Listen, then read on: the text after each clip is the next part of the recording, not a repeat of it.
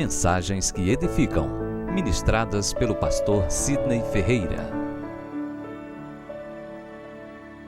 Meus amados, hoje pela manhã nós estaremos ministrando sobre a intercessão de Abraão.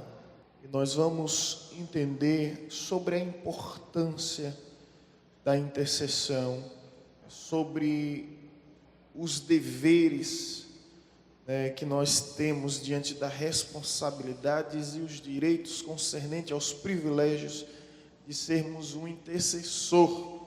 E é importante deixar muito bem claro que Deus está à procura de intercessores. Infelizmente, o ministério da intercessão é um ministério que não tem tamanho ibope, diríamos assim, porque está distante dos holofotes, está distante da eminência, das plataformas humanas.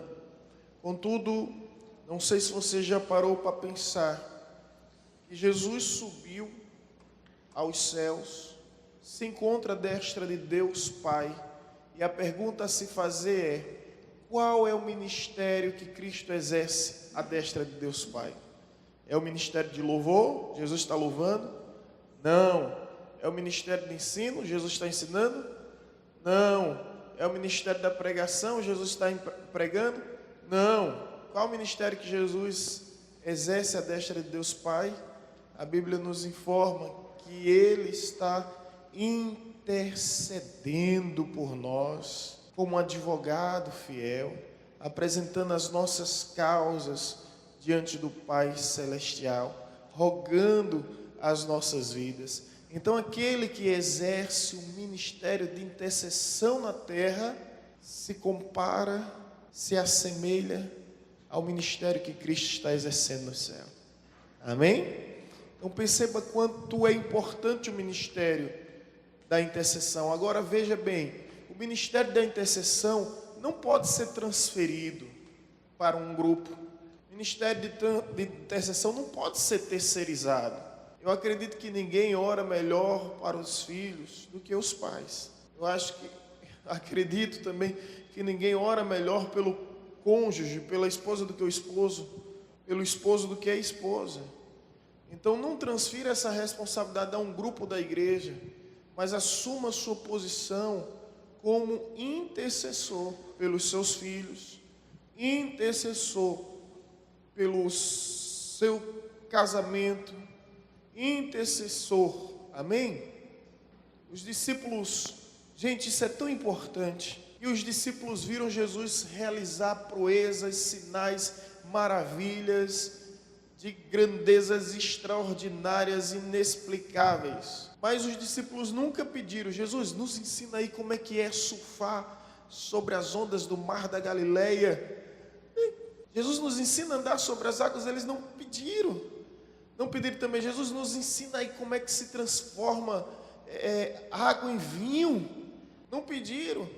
Os discípulos também não pediram: Jesus, nos ensina aí a multiplicar pães e peixe, porque se a gente estiver em uma situação semelhante, a gente vai ter essa condição em potencial de transformar, de multiplicar. Não pediram para Jesus ensinar eles a acalmar a tempestade, transformar em bonança.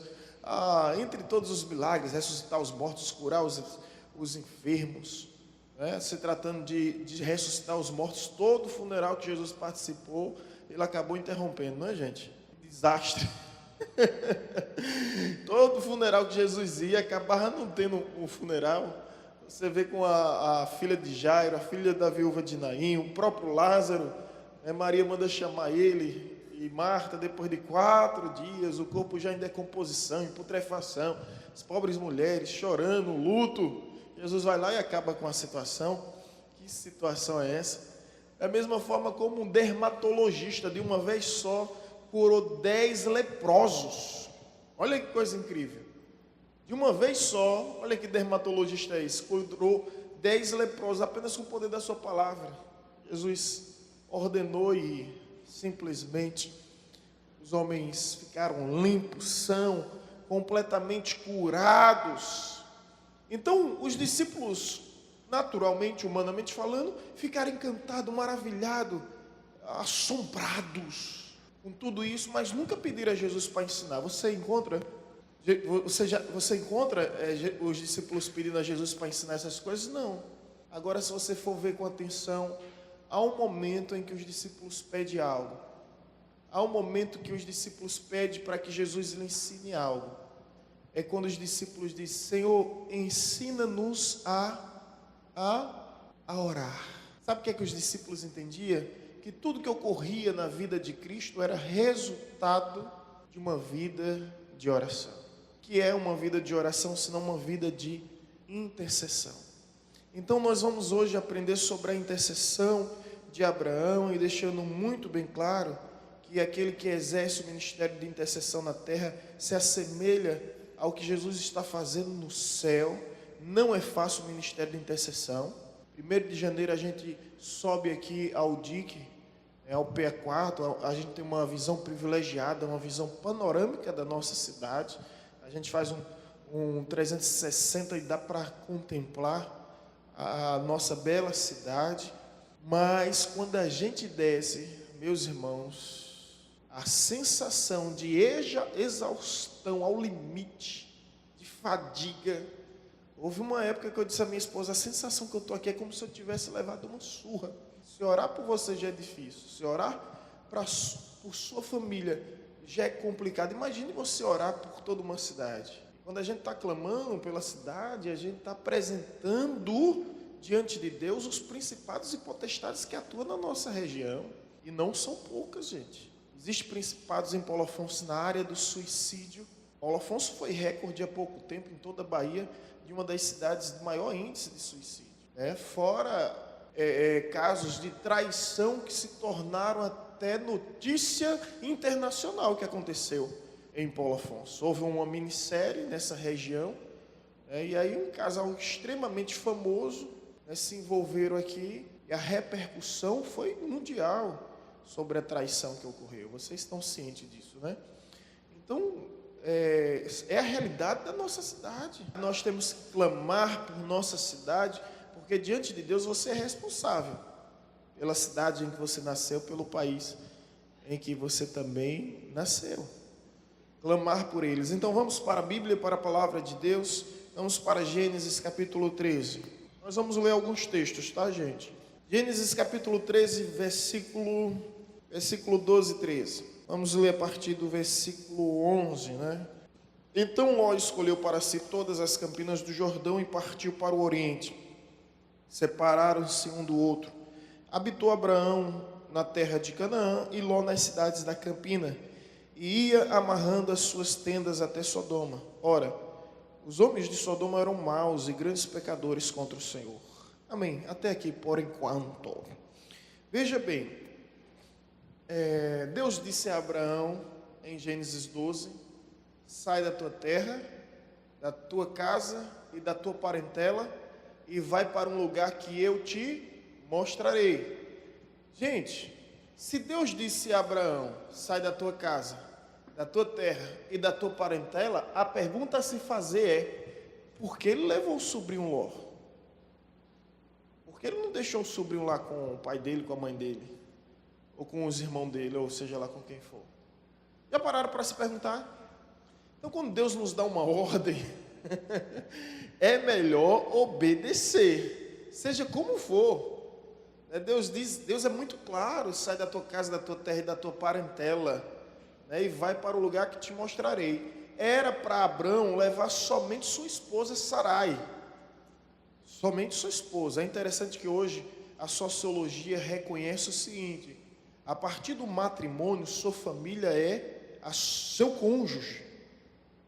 E aí, vocês vão formar uma família através dos filhos. Mas amanhã os filhos vão se despedir e vão formar a família deles.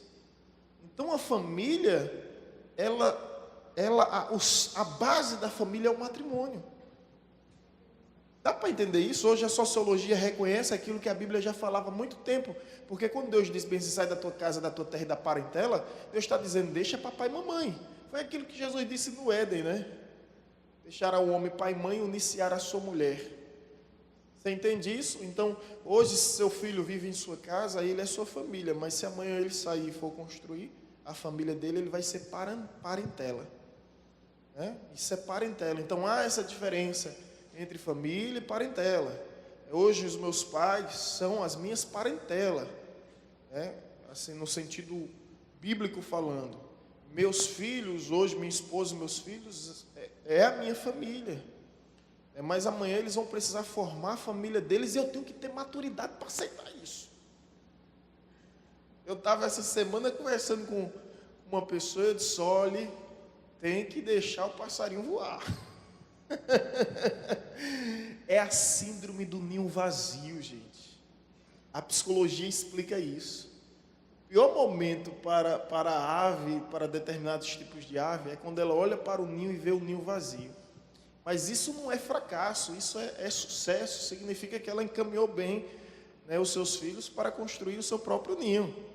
Né? Então, não há o que temer, é o processo natural da vida. Mas eu falei recentemente que existe mãe águia e existe mãe galinha. Né? Mãe galinha não quer que o filho saia do ninho de jeito nenhum, ela vai deixar ele lá a vida toda. A mãe águia já começa a expulsar, vai-te embora. Deus diz a Abraão, sai da tua casa, da tua terra e da tua parentela. A questão é a se perguntar, por que ele levou Ló? Ló era sobrinho, mas Abraão teve um bom coração e levou Ló. Só o que acontece?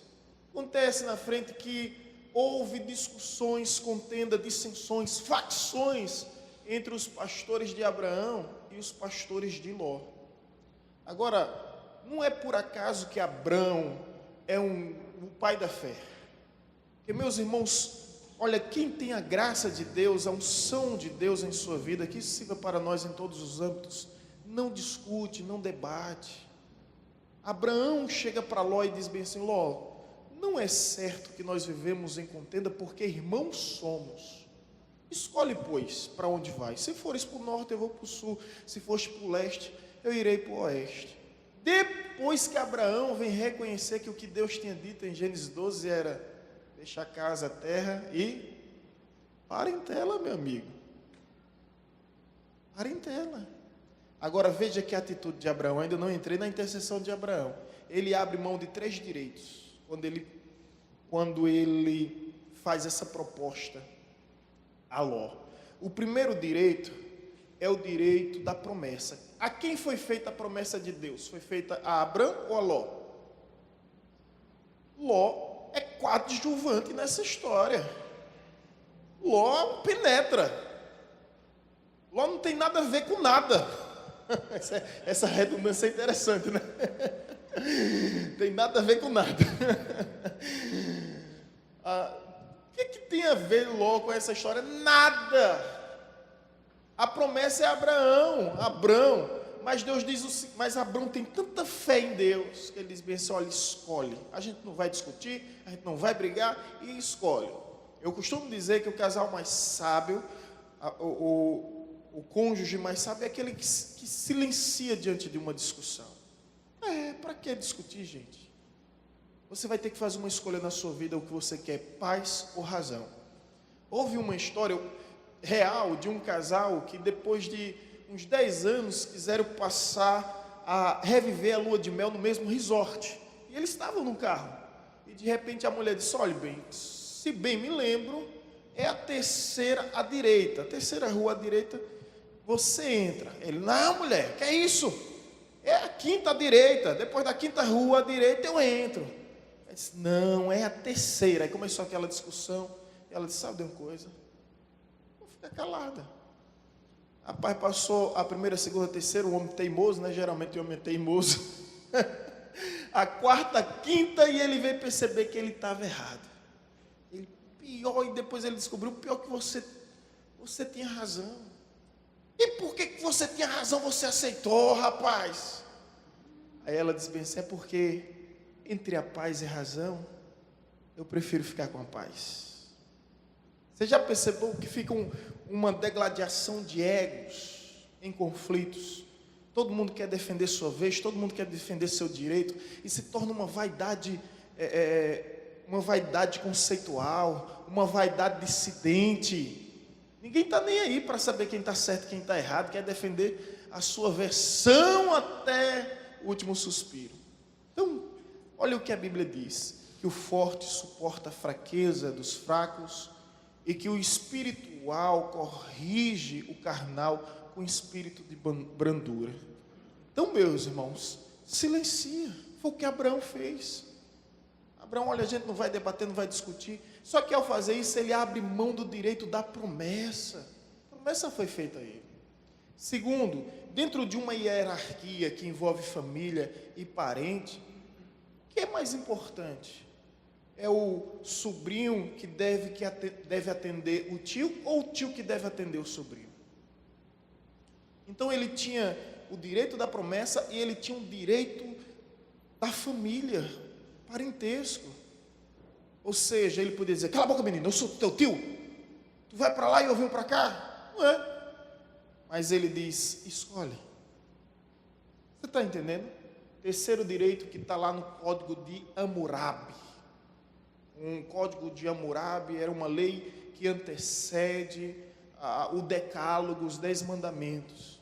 E no Código de Hammurabi existia uma lei chamada geontocracia, que é justamente o direito dos mais velhos sobre os mais novos. Porque há casos de que, não sei se você tem, eu tenho na minha família, casos de sobrinhos que são mais novos do que a gente. Você acredita que eu tenho um sobrinho, ou melhor, eu tenho um tio que são mais novos do que eu? Tenho tios que são mais novos do que eu, e isso pode acontecer, não é? Sua família tem isso aí, não? Ou é só minha? Tios, ao invés de ser mais velhos, são mais novos. Principalmente por parte de pai, minha família é uma loucura. O velho Alonso teve mais de 40 filhos. Imagine, houve uma época na minha vida que eu estava paquerando uma tia sem saber. Ela olhando para mim, eu olhando para ela, olhando para mim, eu disse, essa menina está olhando demais. Quando eu me acheguei, ela disse, toma vergonha, rapaz, eu sou tua tia. Eu disse, desculpa, eu não sabia. Numa festa. Mas eu tenho tias, né, assim, bem mais nova do que a minha idade. Então, a lei geontocracia era o direito dos mais velhos sobre os mais novos. Até pouco tempo, os nossos pais ensinavam isso, né? Ouça os mais velhos, ouça os mais velhos. Aí os irmãos mais velhos se aproveitavam. Elisângela é a irmã mais velha, não? Eita, deve ter se aproveitado, hein? Né, Steven? Se aproveitou dessa lei. Até hoje, cala a boca que eu sou mais velha. E essa é a tendência, né? Mas veja, ele abre mão de 3 direitos e diz, escolhe para onde você quer ir. Ló, se você for ver com atenção o versículo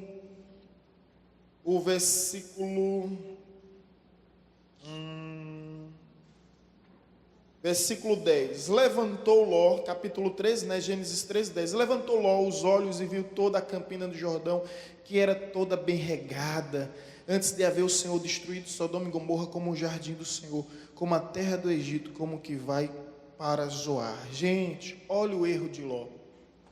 Ele avaliou a vida pela aparência. Olha o que o texto diz. Então, Ló levantou os seus olhos.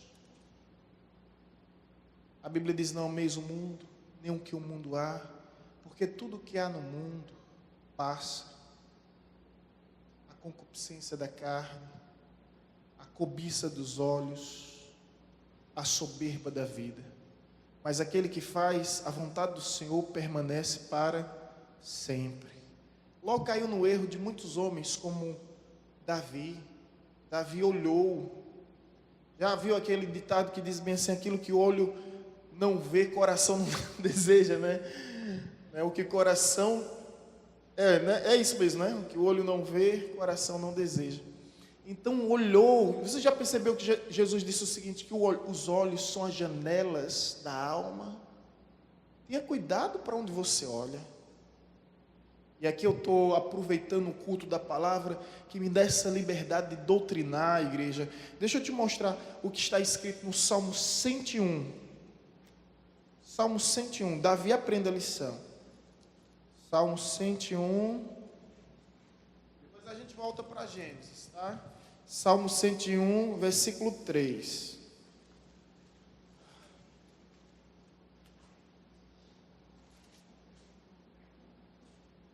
Olha só o que está escrito.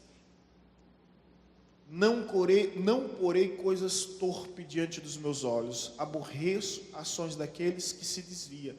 Isso não se apagará a mim. Em outra versão, talvez seja a sua, vai dizer bem assim: não colocarei coisa imunda diante dos meus olhos. Está aí escrito? Está como aí, Steven? Na sua Bíblia. Léo.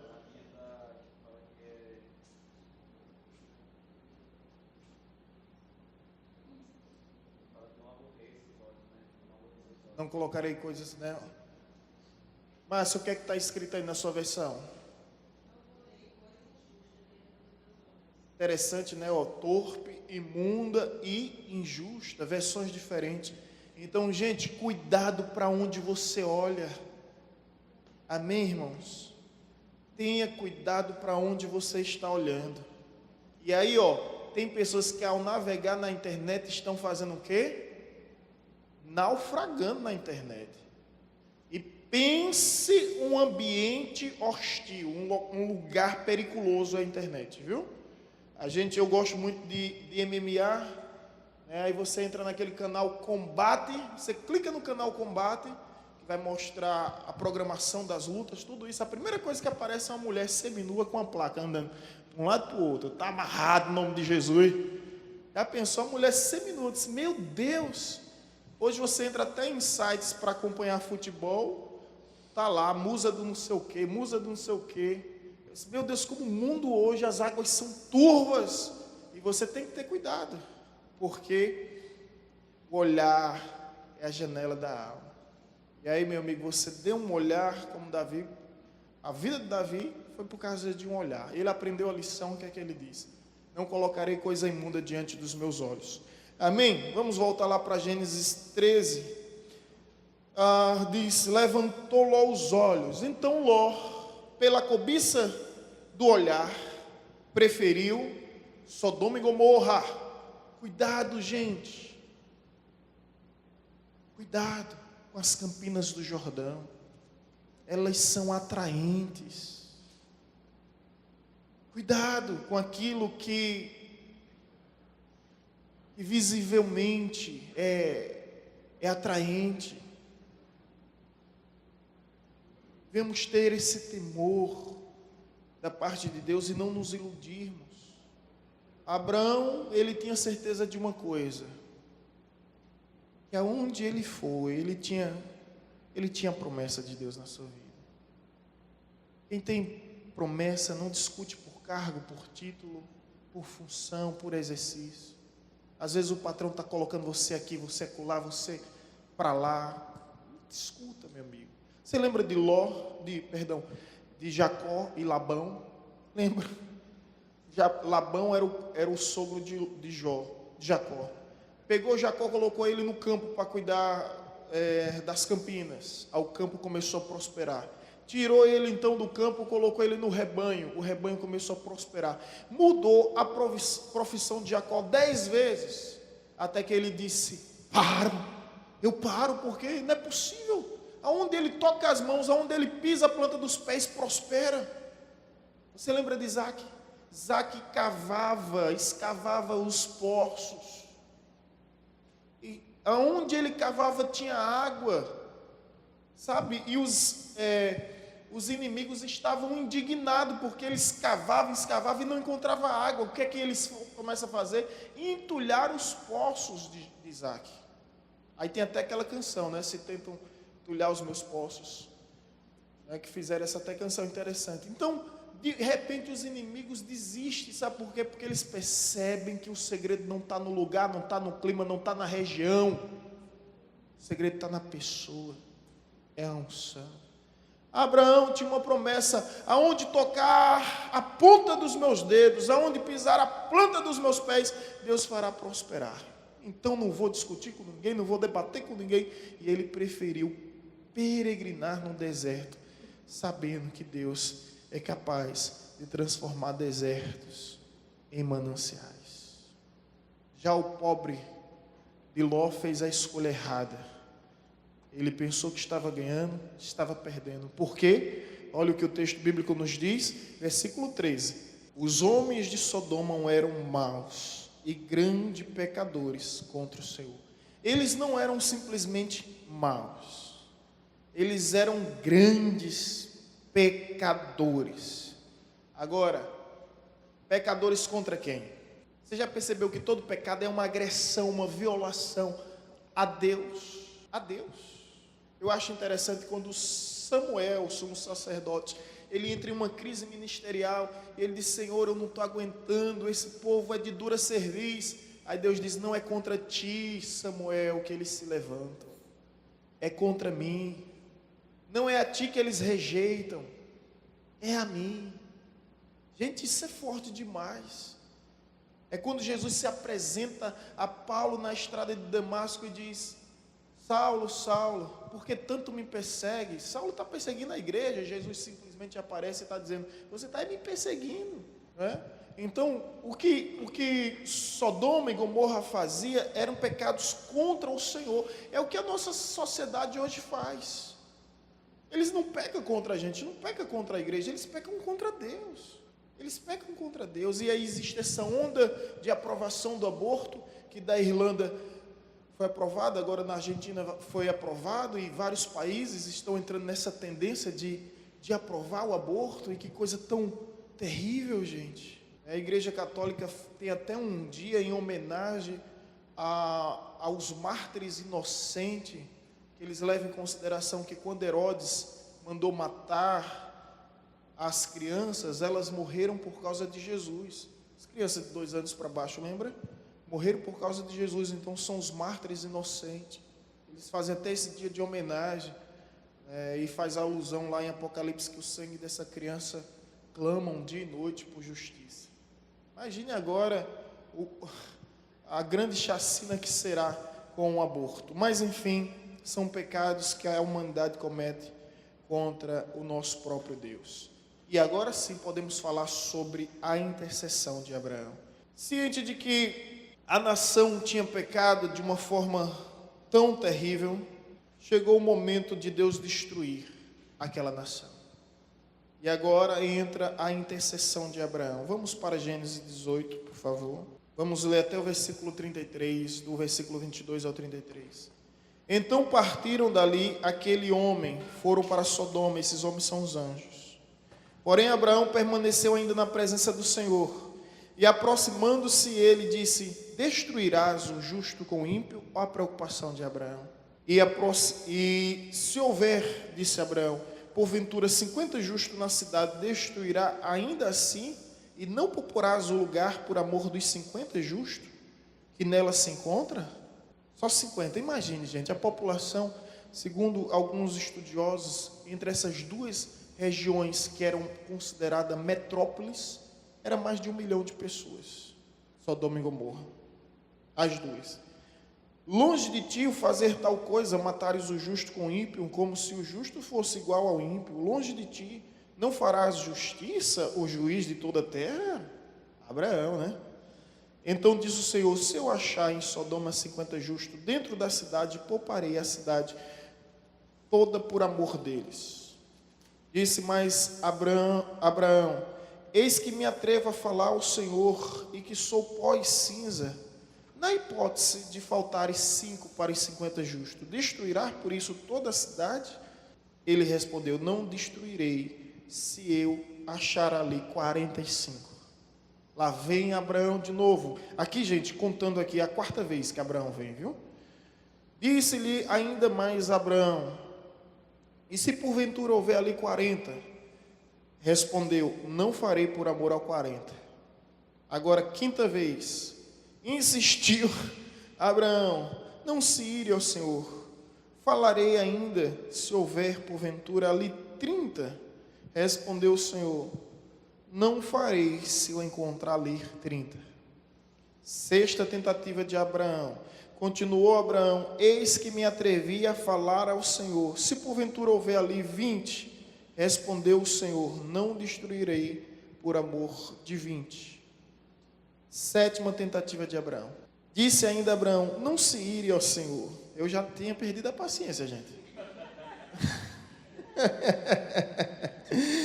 Disse ainda Abraão: não se ire ao Senhor, se lhe falo somente mais um esta vez, se porventura houver ali 10. Respondeu o Senhor: não destruirei por amor aos 10. Tendo cessado de falar, Abraão, retirou-se o Senhor, e Abraão voltou para o lugar. Gente, é o momento que Abraão se cala. Quando ele pergunta: e se houver 10? E Deus responde: por amor aos 10 eu não destruirei a cidade. Até Abraão ficou inconformado de não haver 10 justos. Aí ele se cala. Ele se cala porque ele reconhece que não há o que fazer por aquele povo, por aquela região, por aquela geração, por aquela cidade. Até ele reconhece que toda misericórdia tem limite, né? Deus é misericordioso, mas a sua misericórdia, ela tem um limite. Até a longanimidade, longo, tem limite. Tem limite. Tem uma hora que Deus diz: basta. Mas o interessante aqui é que esse diálogo foi possível e é o primeiro diálogo registrado na Bíblia entre a terra e os céus, entre o homem e os anjos do Senhor. E está tudo envolvido a intercessão. E Deus permite esse diálogo, até a insistência. Você vê o cuidado de Abraão? Não quero ser insistente demais, por favor, não quero ultrapassar os limites, mas por favor, Senhor, se houver 40, se houver 50, 45, se houver 40, se houver 30, se houver 20, se houver 10.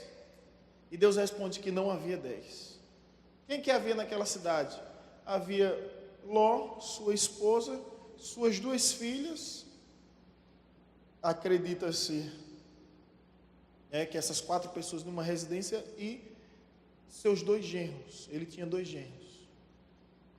Enfim, aqui há a intercessão de Abraão. Agora, quais são as lições que essa intercessão traz para a gente? 2, somente 2. Primeira, vamos para o capítulo 18, versículo 16 e 17.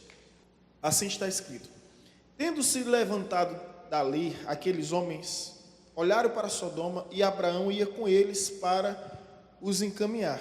Disse o Senhor Deus: ocultarei a Abraão o que estou para fazer? Versículo 18: visto que Abraão certamente virá a ser uma grande e poderosa nação, e nela serão benditas todas as nações da terra. E aqui, primeira coisa sobre intercessão, é que Deus revela aos seus o que há de fazer. A pergunta é: Deus deve satisfação ao homem? Não. O Criador deve satisfação à criação? Não. Porque Deus revelou a Abraão o que ia fazer.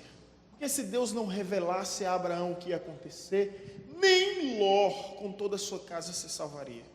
Deus revela o que vai acontecer, sabe por quê? Para que Abraão se levante em clamor e intercessão, para que de alguma forma esse cálice de intercessão chegue-se diante de Deus com um aroma agradável e Deus se compadeça da casa de Ló. É forte isso, né? Olha o que está escrito em Amós capítulo 3, versículo 7. Alguns aqui sabem, eu frequentei a igreja dos 8 aos 18 anos e não queria nada com Jesus.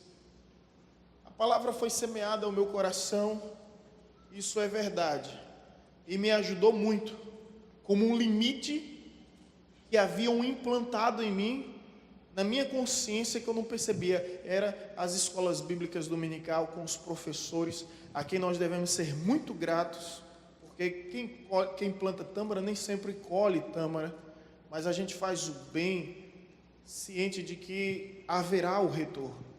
Então ali foi muito produtivo, porque era um limite.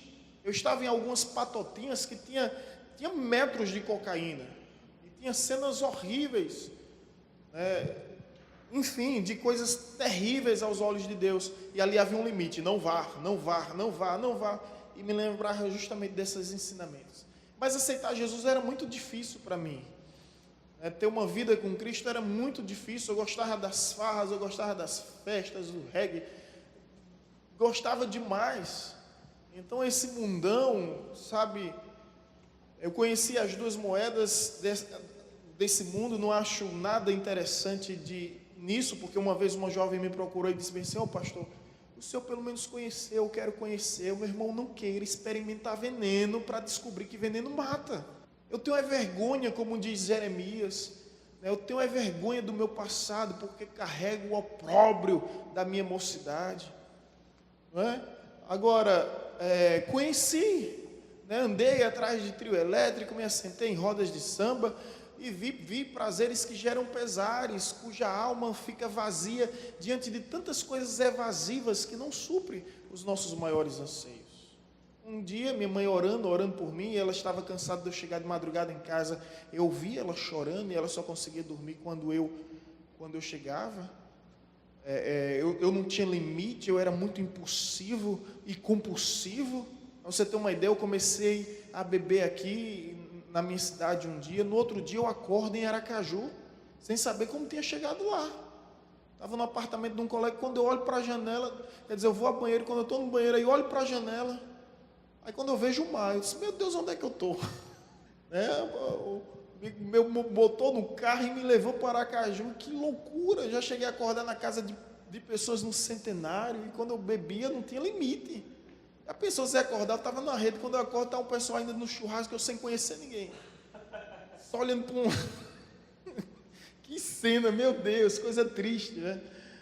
E já entrei até em camburão da casa de carro de polícia, gente, por causa da bebida, fazendo coisa errada. A polícia simplesmente me colocou no camburão e fiquei lá no corredor da delegacia, onde era ali ainda na Facete, onde hoje é a Facete. Coisa horrível, né? Então não tinha limite. Minha mãe já não aguentava mais. Minha mãe começou a orar. Aí Deus falou com minha mãe, disse: prepara-te, mulher, que eu vou quebrar o homem. Olha que palavra, né? Prepara-te, ó mulher, que eu vou quebrar o homem. Aí veio a apendicite, onde quase que eu morro, onde fiz aquela cirurgia terrível, e passou 7 dias aberta, fazendo curativo todos os dias, uma dor infeliz e miserável, insuportável, onde o médico disse: seu filho pode dizer que reconheceu a dor do parto cesariano, viu? Porque que ficou aberto lá, e todos os dias curativo, sabe? Inflamação não pega anestesia, então quando teve que abrir no cru. Não tinha como pegar anestesia. Abriu no cru. Imagine. E ali Deus mostrou que eu não era nada, absolutamente nada, e sem Ele eu não era ninguém. Então Deus preparou minha mãe. E Deus age assim, olha o que está escrito em Amós 3,7. Certamente o Senhor Deus não fará coisa alguma sem ter revelado o seu segredo aos seus servos e profetas. A intercessão de Abraão nos ensina algumas verdades importantes. Entre elas, a primeira pontuada aqui é que Deus revela aos seus servos o que Ele há de fazer. Deus revelou tudo a Abraão. Ele não omitiu, Ele não ocultou. Eu acho interessante quando o texto nos diz: disse o Senhor, Gênesis 18, 17, ocultarei a Abraão o que estou para fazer? Não. Às vezes Deus está te dizendo, mãe, pai, o que Ele vai fazer com o teu filho. Às vezes Ele está nos dizendo o que é que Ele vai fazer com irmãos nossos que estão se desviando do caminho. Eu não sei quanto a você, mas isso é muito recorrente. Chegar para uma pessoa e dizer: tenha cuidado. Tenha cuidado. Olha, eu tive um sonho, Deus me deu uma visão. Houve um incômodo da parte de Deus quando eu orava por sua vida, porque algo terrível está para acontecer. Um dia eu estava pregando aqui, Deus simplesmente me para, olha para uma pessoa e diz: olha, não desista dos caminhos do Senhor. Ela estava sentada ali: não desista dos caminhos do Senhor. O inimigo está te oferecendo migalhas, mas Deus tem banquetes. E aí depois de determinado tempo eu fui visitar essa pessoa no presídio, Nem lembrava mais dessa palavra. Quando eu chego lá, Deus me traz à memória essa palavra. Eu disse, meu Deus, quando Deus avisa, informa, é porque Deus está nos levantando para intercedermos. Deus mostrou a Abraão tudo que estava prestes para acontecer. Para quê? Para que Abraão intercedesse. Nós sabemos que a oração, ela move os céus e move a terra, gente. Deus usa o profeta Isaías para dizer ao rei Ezequias, tu morrerás. Isaías sai. Ezequias se vira pela parede e começa a orar. Ele olha para a parede, gente. Eu fico imaginando essa cena.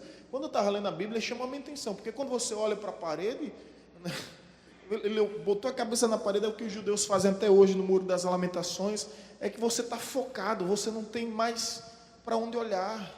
Você está focado ali, e ele começa a clamar, Senhor, ser servido de te lembrar que andei contigo em fidelidade. Aí Isaías está lá na frente. Quando Isaías está caminhando, disse, já deu o recado do Senhor, vou voltar para casa. Aí Deus diz, Isaías, oi Senhor, volta. Voltar? O que é que o Senhor tem ainda a entregar? Diga a ele que eu vou acrescentar mais 15 anos. Já parou para pensar como Isaías se sentiu? Deus, e minha credibilidade de profeta? Eu disse que o camarada ia morrer e agora o camarada vai viver 15 anos? Não, que história é essa, Senhor? Eu tenho uma reputação para zelar. Vai! Aí, está certo. Chega lá, rei Ezequias, o que foi? Deus vai te devolver mais 15 anos. E para que saiba que isso é verdade, Deus vai fazer a sombra retroceder. Isso Deus fez com que o sol, em seu movimento de translação, sabe, simplesmente, o sol não, né, porque o sol está parado, é a terra que gira, em rotação em torno de si mesmo, em translação em torno do sol, fez com que a terra voltasse, o tempo voltasse, somente para confirmar que ele ia cumprir a palavra Abraão. Sabe o que é que os estudiosos dizem? É que quando Deus fala algo, está falado, tem que se cumprir. No mundo espiritual acontece uma dimensão de que não pode falhar. Então, sabe o que foi que Deus fez? Deus voltou no tempo e falou a primeira vez, como se fosse a primeira vez, que Ezequias ia viver 15 anos. Dá para entender isso? Alguém entendeu?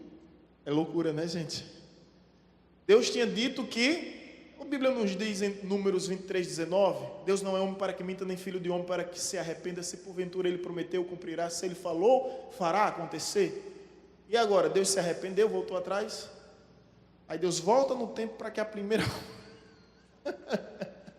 para que a primeira palavra se estabeleça. Olha, você vai viver mais 15 anos. E assim foi na vida do rei Ezequias. Tempo hábil para que ele viesse se arrepender, né? Tempo hábil. Agora, Deus disse a Ezequias que ele ia morrer para quê? Você lembra a história? Põe em ordem a tua casa porque tu vai morrer. Para quê? Para que ele viesse interceder. Você entende isso? Quando Deus nos revela algo, Ele está nos levantando para sermos a solução daquele problema. Quantas vezes eu já disse isso aqui? Olha, se você vê, um exemplo, a quem Deus mostrou o vale de ossos secos? A Ezequiel. Quem foi que Deus levantou para erguer o exército, o vale de ossos secos, o exército caído? É Ezequiel. Se Deus está te mostrando algo, Deus está te levantando para isso, gente. Não é? Às vezes chega pessoas, eu imagino que Néia deve escutar isso. Néia, o ministério infantil devia se fazer assim, desse jeito, dessa forma. Aí Néia deve dizer, amém, irmã. Seja você a resposta da sua oração. Não é? O pessoal quer tudo pronto, quer tudo feito. São muito bons em palpites. A gente tem as ideias também, gente. O que a gente precisa é do recurso humano, que é o recurso mais valioso que existe. Vocês estão entendendo? Então, se Deus está te mostrando uma necessidade, Deus está te levantando para essa necessidade. Amém. Pastor, a escola bíblica está vindo tão pouca gente. Amém, irmão. Você não falta mais a partir de hoje.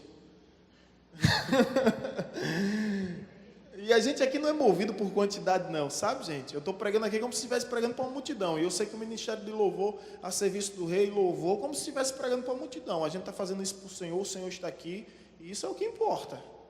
Não é verdade? Tenho 18 anos de cristão, 12 de ministério. procura saber se eu já preguei essa mensagem, a intercessão de Abraão. Pode procurar todas as mensagens do pastor editado. Está sendo gravada aí, né? Ao menos está sendo gravada, depois vai estar no YouTube. Nunca preguei. Não vou olhar, eita, fulano está aqui, cicrano não está aqui. Ah, como era bom que fulano fulano tivesse aqui. Está aqui quem Deus quis, está aqui quem Deus escolheu, está aqui quem Deus atraiu. Às vezes o pastor está pregando, o pregador está pregando, aí tem pessoas que dizem, fala Deus, aí começa a dizer, seria tão bom se fulano, cicrano, Beltrano está aqui. Deus erra, gente, Deus não erra. Fulano, cicrano, Beltrano não está, mas você está, receba. Receba em nome de Jesus, amém? Então, pontuando aqui, Deus revela aos seus servos o que há de fazer. Meus irmãos, eu não sei se você tem percebido, mas Deus tem me revelado que coisas terríveis estão para acontecer com essa nossa geração. Coisas terríveis. E a gente caminha para o fim, está tudo escrito em Apocalipse, não quero ser redundante aqui, mas essa nossa geração que tem vivido a apostasia, chamado o mal de bem e o bem de mal, a verdade de mentira, a mentira de verdade, a luz de trevas, as trevas de luz, ela vai ver o cálice da ira divina sendo derramado sobre ela. Coisas terríveis vão acontecer. Pode escrever isso. Coisas terríveis. E por que Deus está nos apresentando isso? Porque Ele quer que a gente venha orar. Eu estive agora em Brasília, num congresso da Conferência Global. Foi muito bom. E estava lá uma canadense. Tem um vídeo antigo de uns 2, 3 anos que ela começa a se tremer todinha falando Brasil, Brasil. E ela fala que Deus está para derramar um mover espiritual no Brasil. E que esse mover ia começar tirando toda a corrupção do poder. Toda a corrupção. Quando ela falou aquilo, o país estava tranquilo. Aí depois que ela falou aquilo, veio impeachment, veio prisão de presidente e veio esse caos que está aí instaurado na nossa sociedade, onde o poder legislativo, executivo e judiciário perdeu toda a credibilidade. Ela estava lá e o pessoal comentando, eu esqueci o nome dela, e o pessoal comentando, disse, olha gente, essa profecia foi há 3 anos, Deus revelou essa mulher por quê? Porque estava levantando ela e um exército de intercessores, para quê? Eis o porém, para mudar a história? Não necessariamente. Eis aqui o segundo ponto. Deus disse que Sodoma ia ser destruída e Sodoma foi destruída. Mas por que Deus disse a Abraão? Está aqui a segunda lição. A pergunta que se faz é, por que Deus disse a Abraão? Versículo 29 do capítulo 19. Ao tempo que destruía as cidades de Campina, lembrou-se Deus de Abraão e tirou Ló do meio das ruínas, quando subverteu as cidades em que Ló habitara. Para que Deus disse a Abraão que Sodoma e Gomorra seria destruída, se ela realmente seria destruída? Para que ele começasse a interceder, pelo menos para que os seus fossem salvos. Gente, quando Deus nos levanta em intercessão, deixa eu te dizer uma coisa. O mundo vai acabar, a gente sabe que vai acabar, já foi determinado. Apocalipse não se trata do fim do mundo, se trata da redenção da terra. Não se trata do domínio do mal, mas do triunfo do bem. Apocalipse é a ascensão do justo e a decadência do ímpio. O personagem central de Apocalipse não é a besta, não é o monstro, não é aquelas aberrações e anomalias que vão surgir, mas é o Cordeiro assentado no trono. Por isso que Jesus disse, levantai os vossos olhos quando essas coisas acontecer, alegrai-vos, exultai-vos, porque a vossa redenção se aproxima. Não é para a gente se apavorar, é para a gente se alegrar e dizer o dia da nossa redenção se aproxima. Quando Deus revela a Abraão, Sodoma e Gomorra ia ser destruída de todo jeito. Todo jeito. Agora, quando Deus revela a Abraão, é para que Abraão ore, para que ao menos os seus sejam salvos. Agora, a pergunta a se fazer, Ló foi salvo por quê? Por sua justiça? Por sua piedade? Por suas obras? Por sua fé? Não, por causa da intercessão de Abraão. É forte, né, gente? Esse aqui é o segundo ponto da mensagem. A intercessão de Abraão, o tema. Primeiro, Deus sempre revela aos seus servos o que há de fazer. Segundo, Deus salva os outros por causa da intercessão dos seus servos. É forte isso. E eu tenho visto isso sempre. E a Diaconisa Gisele não está aqui, mas um dia a filha dela estava numa moto, um rapaz numa moto e mais 2 meninas. Era uma amiga dela que veio de Aracaju, veio para cá passar uns dias. Houve um acidente, aquela amiga de Tati morreu. Tati ficou viva. Eu fui visitar Tati e Tati dizia, por que eu não morri? Por que eu não morri? Ela se sentia culpada e responsável pela morte daquela amiga. E eu disse a ela, sabe por que você não morreu? Por causa da oração da sua mãe. Não é porque você é melhorzinha do que ela e nada. Porque tem alguém diante de Deus clamando dia e noite. Deus falou isso a Zenide agora, quando a filha dela se submeteu a uma cirurgia. É um pouco complicada e séria. Deus disse, só por amor a você, eu vou sarar e curar. Olha o que Deus disse. Ora, aconteceu que, destruindo Deus as cidades da planície, lembrou-se de quem? Deus lembrou de Ló? Não. Lembrou-se de Abraão e tirou Ló do meio da destruição, ao subverter aquelas cidades em que Ló habitara. Eu vou te mostrar daqui a pouco como Deus tirou Ló, mas eu quero que você entenda que o que importa é estarmos diante de Deus na posição não somente por nós, mas pelos nossos. Ezequiel 33 nos mostra a responsabilidade do atalaia e nos diz que Deus vai requerer o sangue dessas pessoas de nossas mãos. Imagine quando você estiver lá no céu, uma das primeiras coisas que Jesus vai dizer, mostre-me as tuas mãos.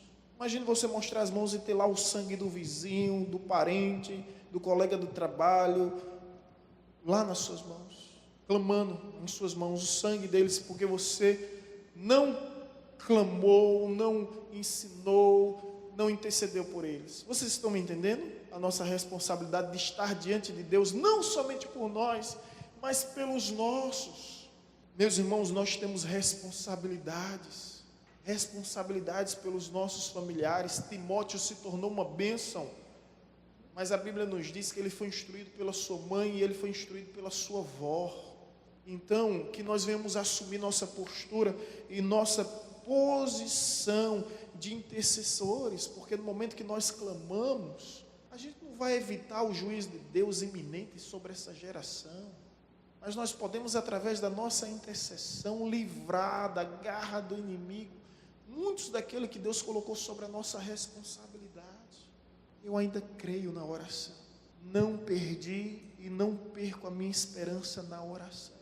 Muitas pessoas estão completamente perdidas, perderam a esperança na oração.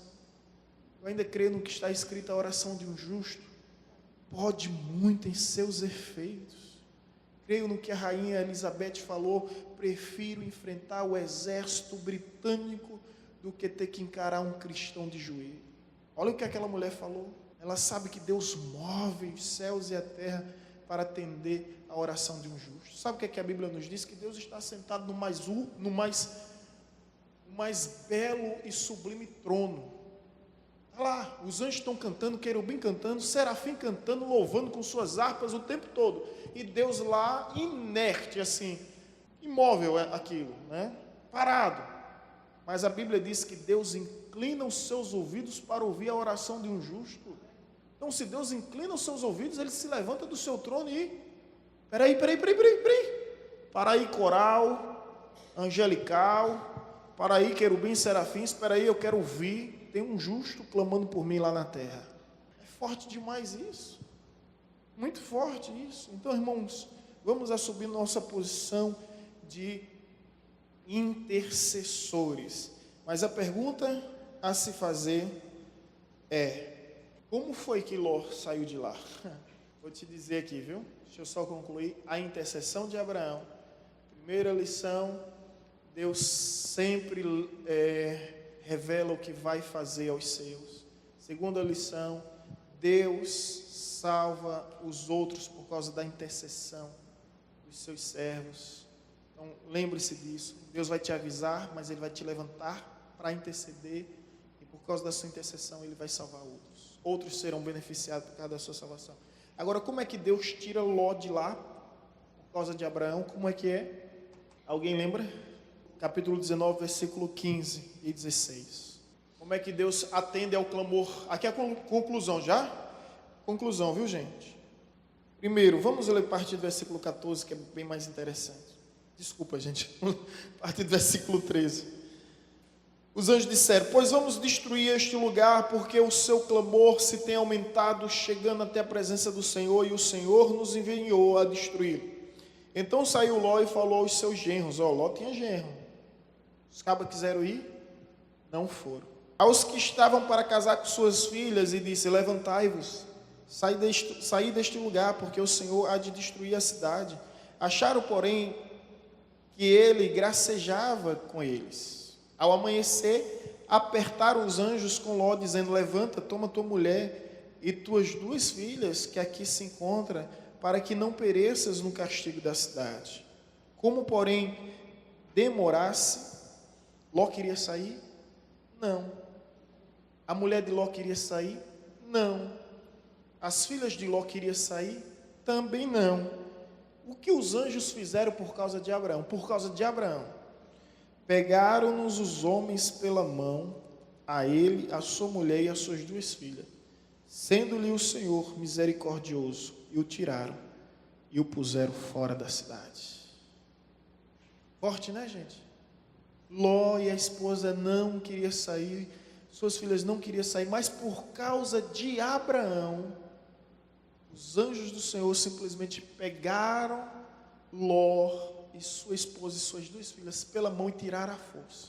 Gente, os nossos que Deus nos confiou estão aí no mundão, estão aí nas trevas. Eles querem sair? Não, mas por amor a nós, Deus vai lá, toma eles pela mão, ele tira todo jeito. Eu acho que acontece contigo o que acontece comigo. Escuta o que eu vou te dizer. Nossos familiares nos procuram nos momentos mais difíceis, né? Quando tem um problema de uma grande calamidade, gravidade, aí eles vêm lembrar que nós temos aliança com Deus. Pelo menos isso acontece muito comigo, sabe? Olá, Sidney, quando a situação começa a apertar: pastor, o senhor ora por mim? Minha situação é essa. Isso é muito comum.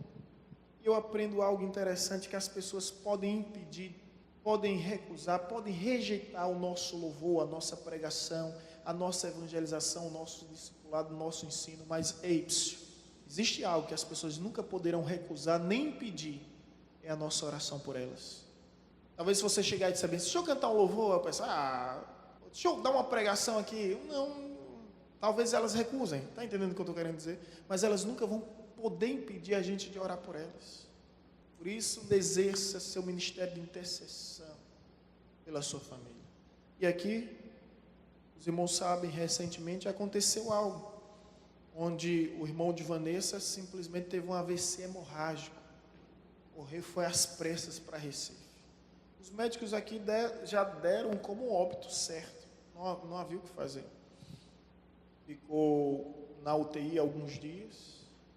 Nesse momento a família clamou, nos procura, né?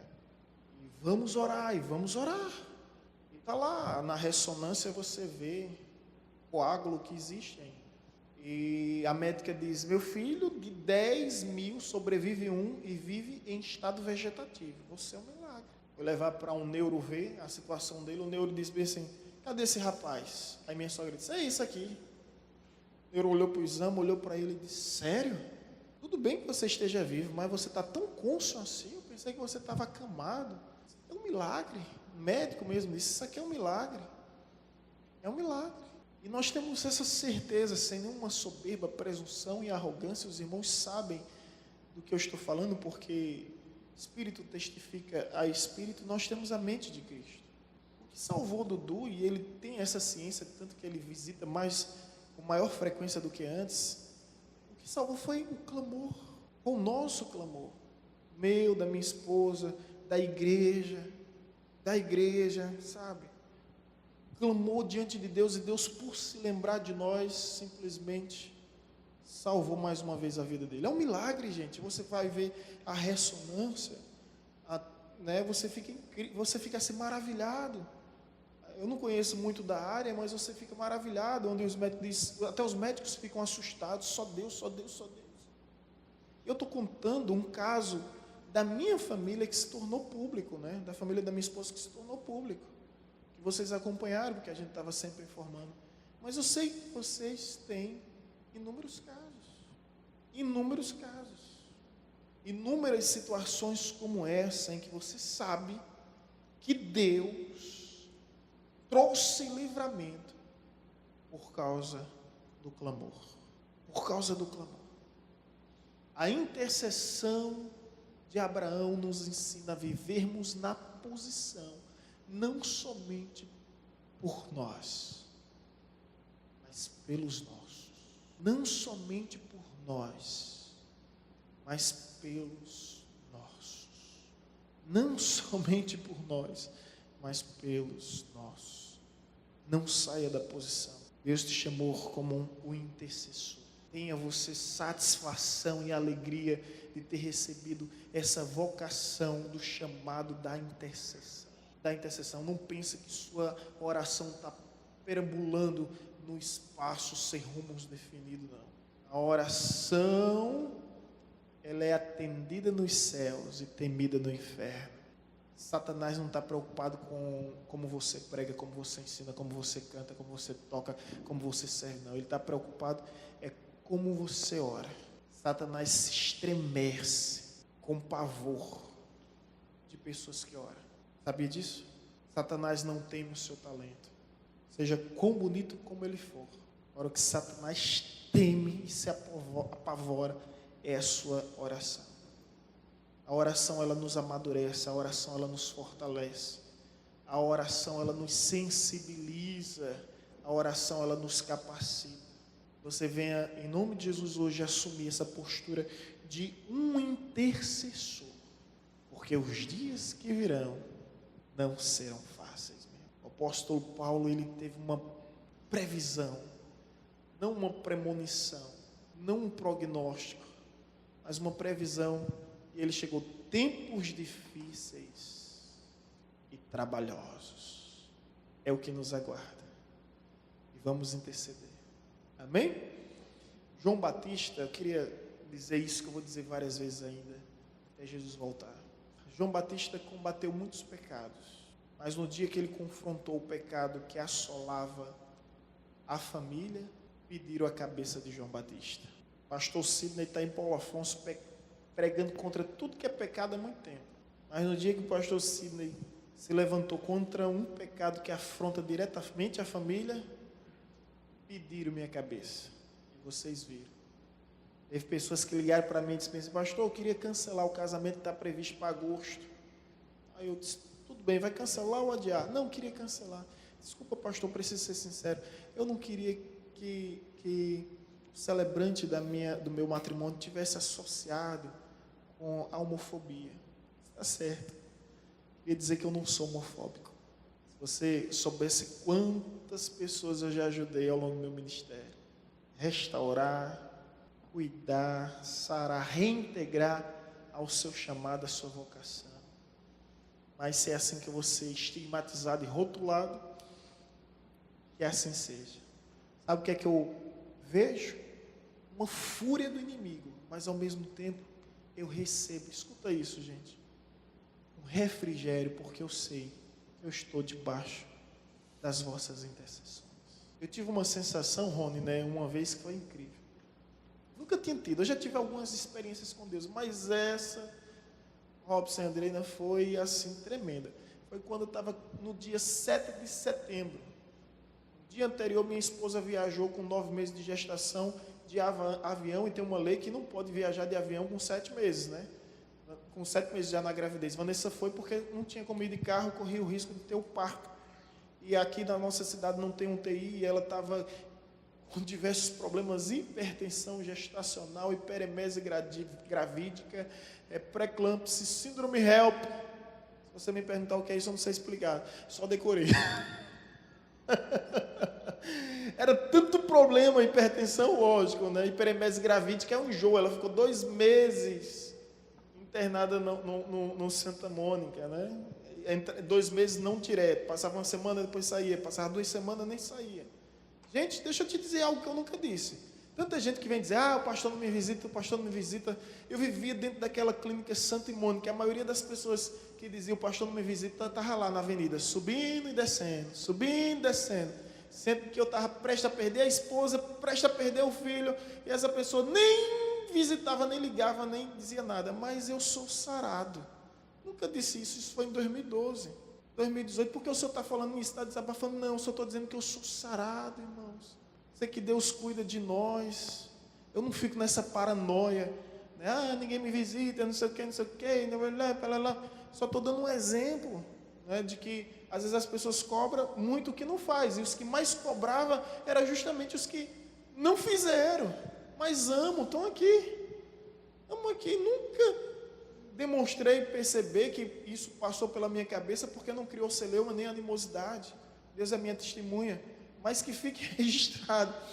E aqui foi aquela situação, Vanessa vai no outro dia de manhã, eu pego com minha sogra, Vanessa foi com minha mãe, corro para Recife, acho que eu tirei em 4 horas e meia, aquelas, sem parar em nenhum lugar, chegando lá não deu tempo de tomar banho, fomos direto para o Hospital Memorial São José, era 7 de setembro, a médica estava em Porto de Galinhas, o médico anestesista tinha uma reunião com família, já está tudo preparado, a médica que atendeu ela, de repente percebeu que ela estava perdendo o líquido amniótico, a criança já estava sofrendo, quando a médica disse bem assim, olha querida, eu vou entrar em contato com ela, mas eu acho muito difícil ela voltar.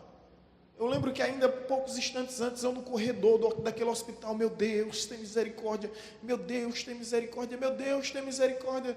E aí, os irmãos estavam no retiro espiritual, e a igreja começou a clamar, e de repente quando eu estou, meu Deus, tem misericórdia, sabe, um campo de força que eu só vi em desenho animado, vem, uma conta de mim, de repente eu vejo num campo de força assim, sabe, ondas assim a gente via, eu disse, meu Deus, o que é isso? E aquilo trazendo refrigério, eu sabia que era a igreja que estava clamando, intercedendo, eu me sinto naquele campo de força que vai renovando a minha força, sabe, e Deus falando, eu tenho cuidado de tudo, entrei na sala com Vanessa, a gente ficou naquela expectativa, naquela ansiedade, aí entra a médica, aí diz o seguinte, olha, eu não sei explicar, mas vocês têm muita sorte, viu? A médica disse que está vindo de Porto de Galinhas para fazer esse parto. Eu disse, não é sorte não, doutor, é Deus. A gente aguardou umas 2, 3 horas, a médica chegou, deixou a família dela, todo mundo lá. Foi o único parto que ocorreu no dia 7 de setembro, porque eu declarei feriado nacional naquele dia. Os irmãos, brincadeiras à parte, 7 de setembro, feriado nacional. Ninguém trabalha, né? Os partos são cesarianos, agenda para outro dia. Então, quando ela entrou, foi logo fazendo. Gente, quando tira Gabriel da barriga de Vanessa, que eu assisti tudo, fotografando tudo, não, uma coisa bonita de se ver não, mas é emocionante, viu? Você vê abrindo sua mulher toda, eu disse, meu Deus, que coisa.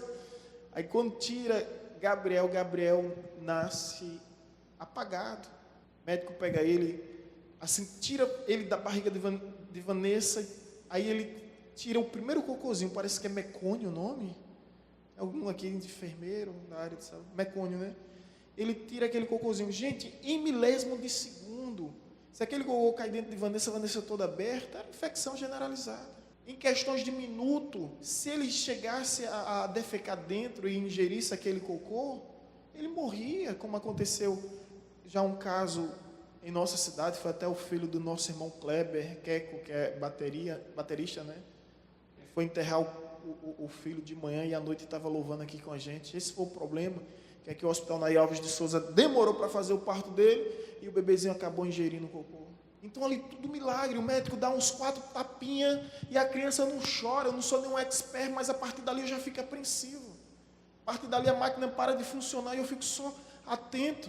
Aí vem a pediatra que acompanhava, leva ele para a incubadora, coloca umas coisas para massagear e coloca a nebulização naquela criança, né? E Vanessa naquela hora pergunta, vai demorar para nascer, e eu acompanhando tudo isso, sabe? E isso, cada detalhe é incrível, gente, é uma sensação terrível. Cada detalhe chama a sua atenção. Vanessa pergunta para o anestesista que está do lado dela: vai demorar para nascer? Aí o médico disse: já nasceu. Aí Vanessa: por que não chorou? Aí o médico disse: elas estão cuidando dele, viu? Aí Vanessa começa a cuidar: Deus cuida de mim, cantar Deus cuida de mim, de Kleber Lucas, né? Começa a cantar aquela canção, Deus cuida de mim. Eu começo a olhar, eu disse: meu Deus, e agora o que fazer? Não tenho o que fazer, eu não sei o que fazer. Então, sangue de Cristo tem poder, sangue de Cristo tem poder, sangue de Cristo tem poder. A criança começou a chorar, gente. A criança começou a chorar. E aí, ele ainda passou umas horas na incubadora, devido à gravidade. A gente brinca hoje que nunca levamos Gabriel ao pronto de socorro por causa da saúde, parece um touro, porque devia existir sequelas, naturalmente falando, né, humanamente falando, devia existir sequelas, mas Deus tem cuidado. Foi a palavra: eu tenho cuidado de tudo, eu tenho cuidado de tudo. Depois de um tempo, no secreto, Deus me revelou que Gabriel tinha morrido. Ali ele não estava desacordado, ele já estava em óbito, e ali Deus trouxe de volta à vida. E eu digo: como Deus fez isso? Através do clamor, através da intercessão, através da oração. Foi isso que Deus fez.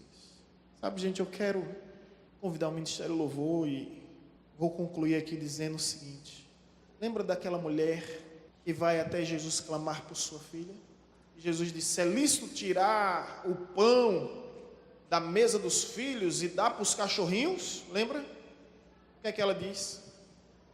Mas, meu Senhor, os cachorrinhos, eles comem das migalhas que caem da mesa dos filhos. Ela sabe que ela não é judia, ela é gentia. Ela demonstra muita humildade, mas sabe o que é que eu acho interessante? Qual era a fé, confiança e esperança que a filha dela tinha? Nenhuma. Porque Deus cura a filha dela por causa dela. Lembra de Jairo?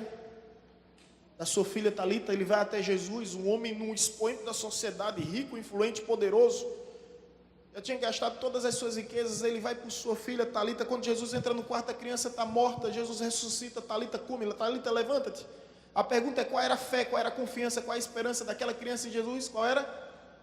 Nenhuma. Por que Jesus fez aquilo? Por causa da oração do Pai. Você lembra do soldado, o centurião romano?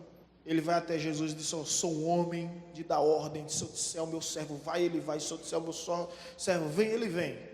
Então, se o Senhor der uma ordem, uma palavra, o meu servo, a quem eu quero muito bem, será curado. Jesus se levanta: eu vou. Não precisa, porque eu não sou digno que entres na minha casa. Basta somente uma palavra de ordem. Qual era a fé, a esperança, a confiança do servo? Nenhuma. Mas por que Jesus atendeu? Está entendendo a importância da intercessão? Você lembra da história da viúva que incomodava o rei dia e noite e dia? E Jesus conta essa parábola. Ela não clamava por ela, gente, ela clamava por seu filho. Dia, noite e dia. E Deus diz bem assim: olha, que o rei vai dizer, conceda logo o que ela deseja. Mas Jesus, ao contar essa história, ele está nos falando sobre a importância da intercessão. Conceda logo o que ela deseja. Ela não clamava por ela clamava por seus filhos. A intercessão de Abraão nos ensina que precisamos permanecer na posição, por nós e pelos nossos. Quero te convidar a se colocar em pé em nome de Jesus. Eu quero perguntar: quem são os teus? E precisa de sua oração. Abraão sabia que Ló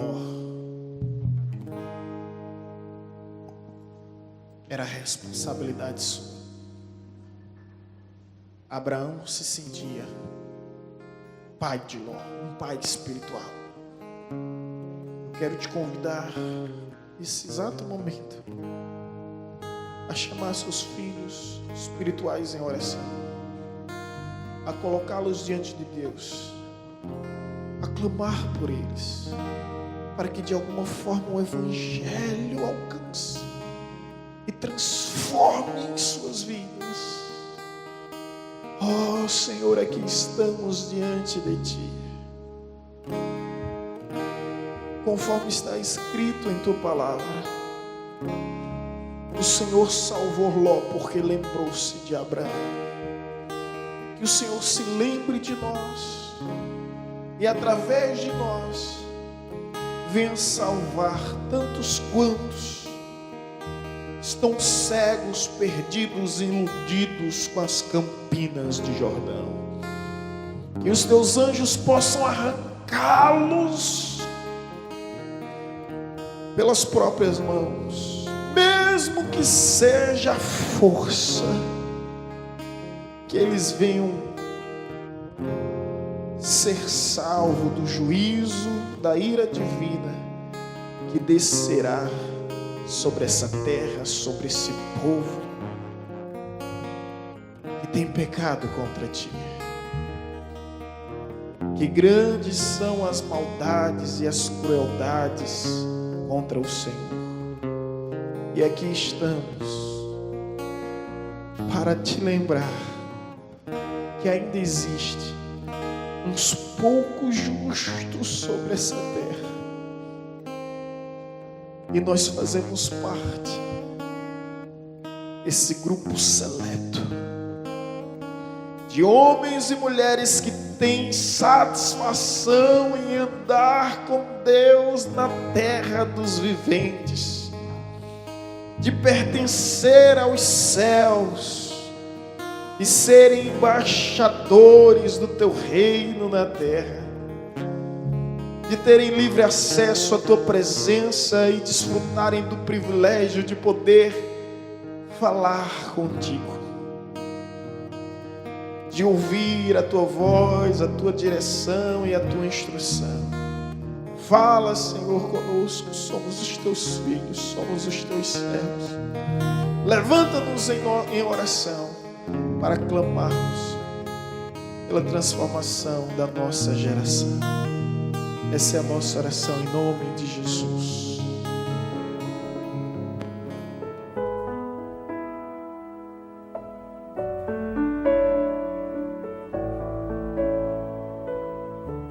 Você acabou de ouvir uma mensagem ministrada pelo pastor Sidney Ferreira, da Igreja Batista Evangelizadora.